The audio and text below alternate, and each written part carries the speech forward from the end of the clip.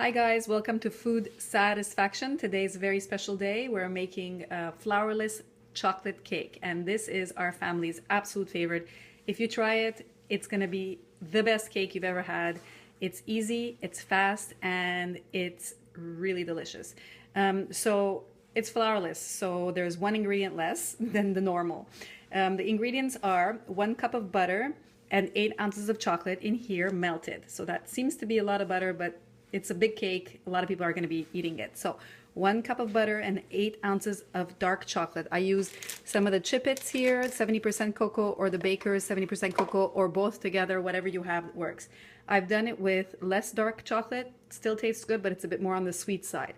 Then in another bowl here, you're going to need to have 1 1/4 cups of sugar, regular white sugar, and 1 cup of cocoa powder. I use the Dutch process because it's darker and we like dark chocolate. And it actually makes it for a better tasting cake. So if you can try to find that, that would be great. So 1 cup of that in here and 6 eggs. So it's almost like a quiche here. So you mix those together in one bowl and you have the chocolate and the eggs, the chocolate and the butter melted together. And now you're gonna pour one into the other.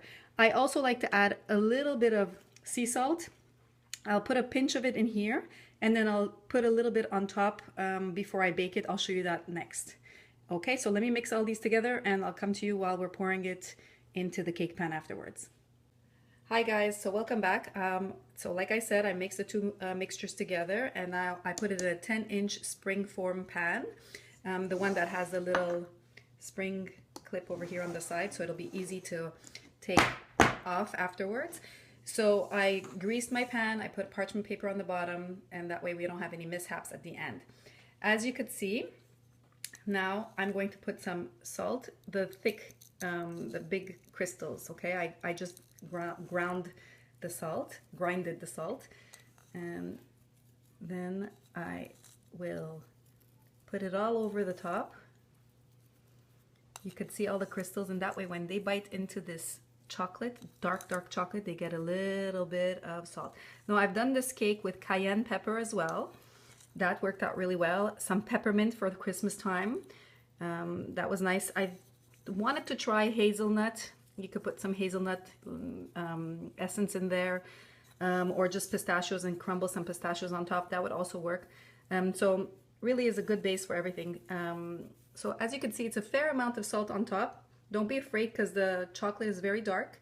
And now I'm going to put it in a 350-degree oven for about 25 to 30 minutes. I'm going to start checking it at 25 minutes. And it's not a very thick cake. It's going to be about 1 inch high. That's it. All right, we'll be back when it's done. Hi guys, so we're back. Here is the finished product. So as you could tell, I've put some icing powder on it, icing sugar.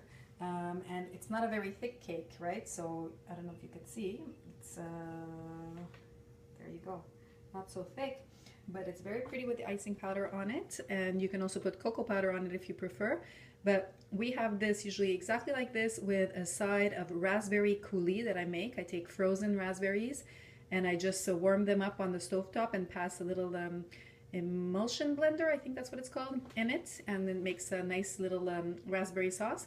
And also I like to make some fresh whipped cream. So we would serve it, we'd take a slice, we'd put some sauce on it and then some whipped cream and enjoy.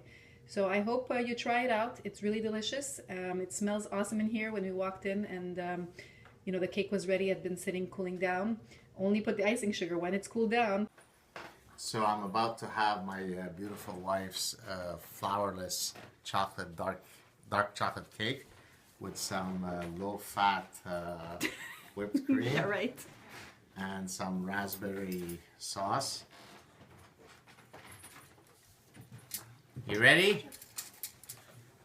Are you ready, millions of fans?